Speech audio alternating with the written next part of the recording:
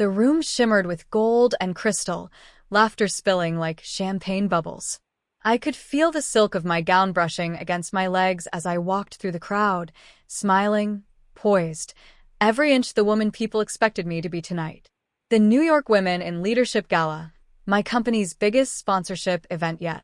Cameras flashed, names whispered, and for a moment, I almost forgot how hard it had been to get here. Almost. Then I saw them. Across the ballroom, near the grand staircase, stood my mother and my sister. And beside them, the man I once thought I'd marry. Ethan. His hand rested lightly on my sister's back, the same way it used to on mine. For a heartbeat, my chest tightened. I felt it, the sting of a past I'd buried under years of silence. My mother's eyes widened the moment she recognized me. My sister froze, lips parting slightly, like she'd seen a ghost. And Ethan, he looked pale, almost shaken. I inhaled slowly, letting the faint scent of jasmine from my perfume steady me. They don't know who you are now, I reminded myself. To them, I was the girl who disappeared. But tonight, I wasn't someone's heartbreak or someone's mistake. I was the woman they never believed I could become. And fate, or maybe karma, had just sent them into my spotlight. The night was about to get interesting. I still remember the first time I brought Ethan home. I was 22, fresh out of college, full of plans and wide-eyed dreams. He had that kind of smile that made you believe in forever, and when he looked at me, it felt like I was the only person in the world. My mom, however, saw something else entirely. She measured people not by kindness, but by usefulness. And Ethan, handsome, ambitious, from a respectable family, checked every box she'd ever dreamed of for her perfect daughter. Only, that daughter wasn't me. It was Vanessa, my younger sister. At first, it was subtle. Mom would invite Ethan over for dinner, even when I wasn't home. She'd make jokes about how Vanessa and he had so much in common, how some people just click effortlessly. I brushed it off, convincing myself I was overthinking it. But the jokes became suggestions, and the suggestions turned into poison. The night it all shattered, I can still feel like it happened yesterday. I had come home early from work, excited to surprise Ethan with tickets to his favorite band. Instead, I found them, my mom, my sister, and him, sitting together, the air heavy and wrong. Mom looked up at me with that tight, rehearsed smile. "Sweetheart," she said, "Ethan and Vanessa have been spending time together. We think it's right." We. My knees gave out. My throat burned, but no sound came out. Ethan couldn't even meet my eyes. And my sister, my own sister, sat there with guilt barely flickering across her perfect face. Mom's words kept echoing. "You're strong, Emma. You'll understand one day." But I didn't understand. Not then. That night, I packed my suitcase, my heart still bleeding through every folded shirt. Before I left, my grandmother stopped me at the door. She was the only one who truly saw me. She pressed a tiny gold locket into my palm. Inside was a single word etched in delicate script. "Enough. You'll know what it means when it's time," she whispered. As I walked away from that house, tears stinging my eyes, I promised myself something. I would never beg for love again. If the world wasn't going to give me a place, I'd build one. Leaving home felt like walking off a cliff with no parachute. I moved to Chicago with 2 suitcases, 1 credit card, and a heart too bruised to break again. The first few months were chaos. I worked as a waitress during the day and took online business classes at night, surviving on caffeine and sheer stubbornness. I remember standing at the bus stop in the freezing wind, whispering to myself, "You're enough. You'll make this work." It wasn't glamorous. I rented a studio apartment with a leaky ceiling and neighbors who fought through the walls. But for the first time, every choice was mine. Every mistake, mine too. My break came when I met Clara Monroe, a senior executive who dined often at the restaurant where I worked. She had that rare mix of power and empathy, the kind of woman who didn't need to prove she belonged in a man's world. One night, she asked me about my life, and somehow, I told her everything, not the sob story, but the version with quiet fire. She looked at me for a long moment and said, "You've got grit, Emma. Come and turn for me." Let's see what you can do. That internship changed everything. Clara mentored me relentlessly, teaching me strategy, finance, leadership, all the things no one at home thought I could handle. I stumbled 100 times, doubted myself 1,000 more.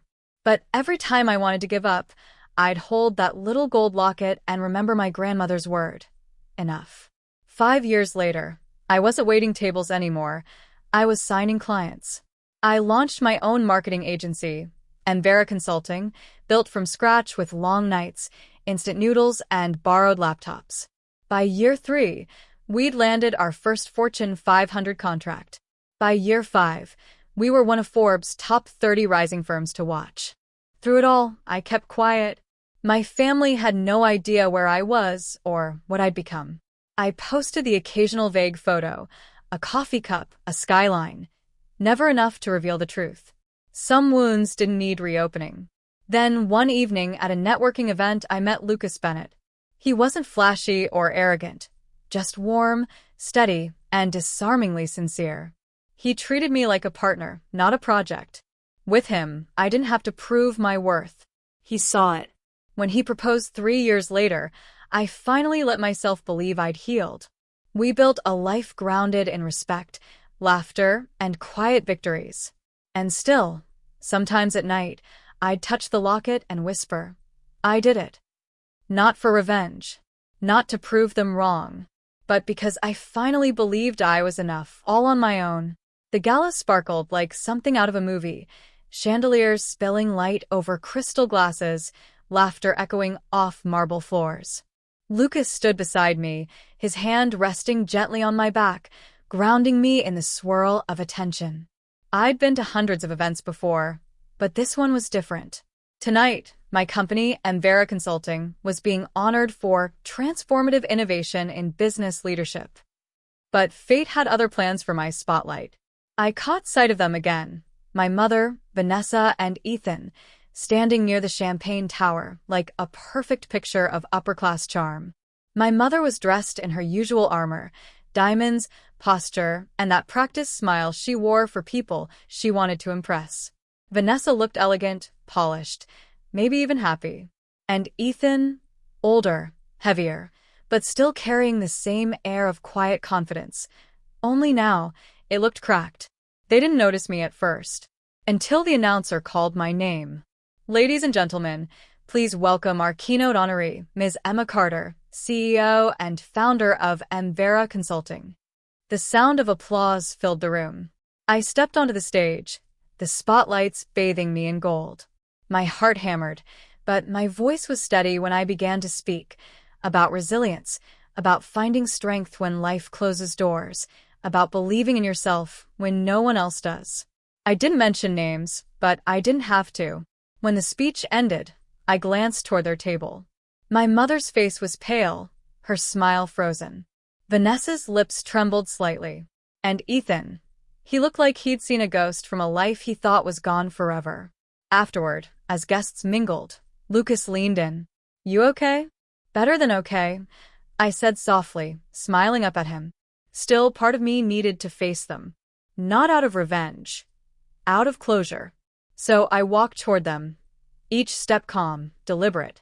My mother's eyes darted nervously, Vanessa clutched her glass, and Ethan straightened as if bracing for impact. Emma, my mother began, voice too bright. It's been so long.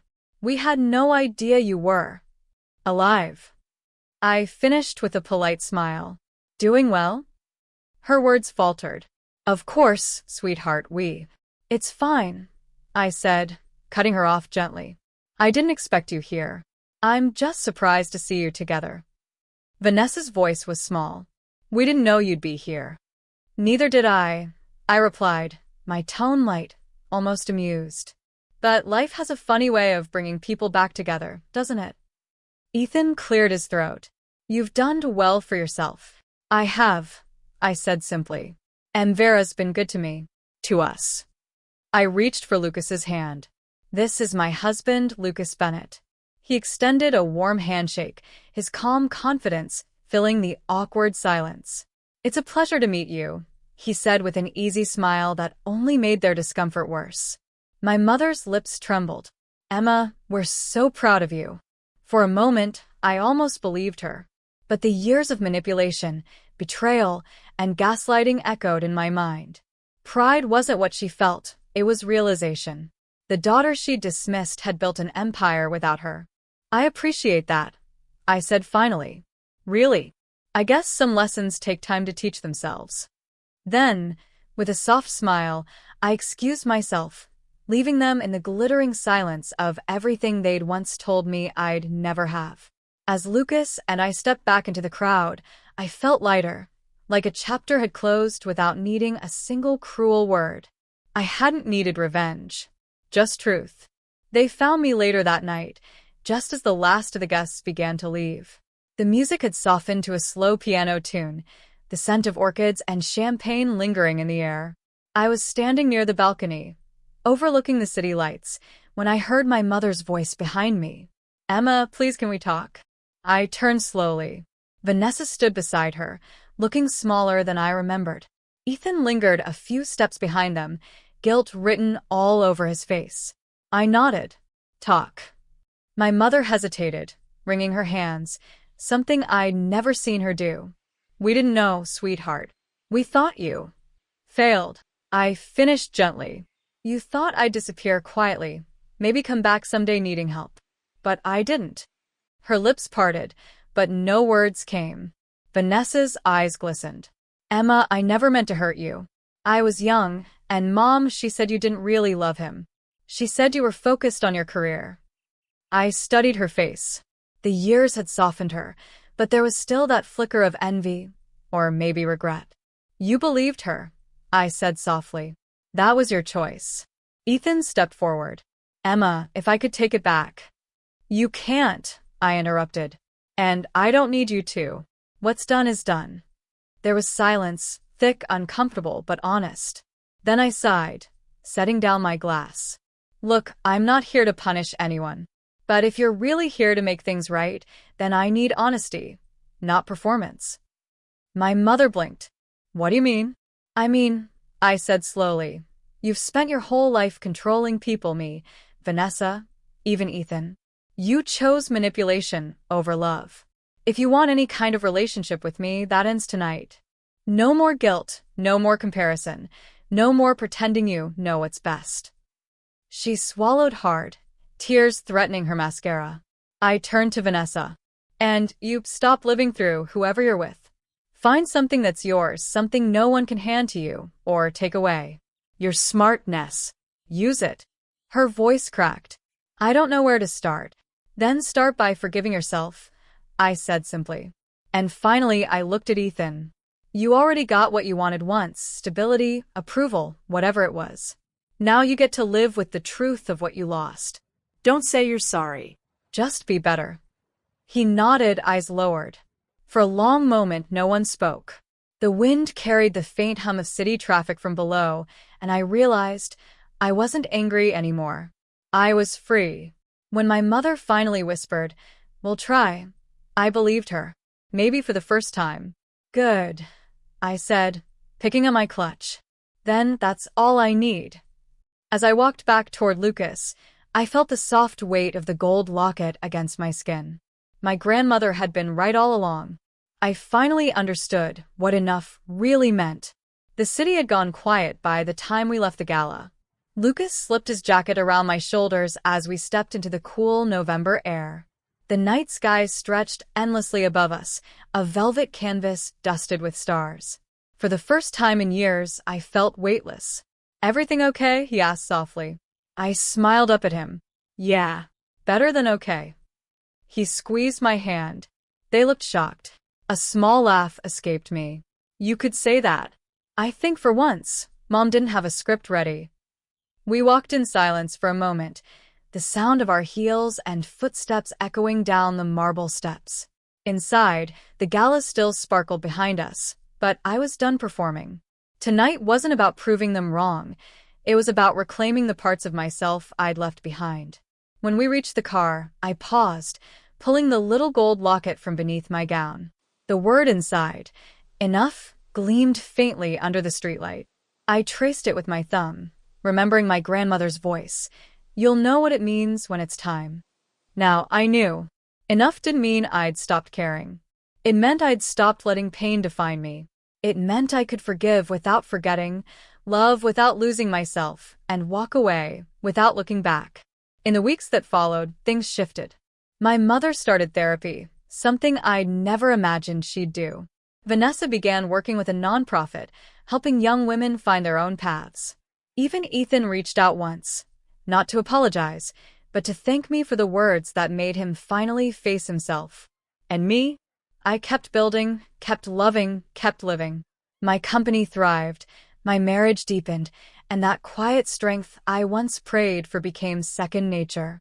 One evening, as I stood by my office window overlooking the city skyline, I smiled to myself. The girl who'd once left home with a broken heart had built her own world, one not of revenge, but of redemption. I clasped the locket shut and whispered, almost like a prayer, I am enough. Then I turned off the lights, ready to step into whatever came next. Because some stories don't end with revenge or regret. They end with peace, and a woman finally standing in her own light. Bottom of form,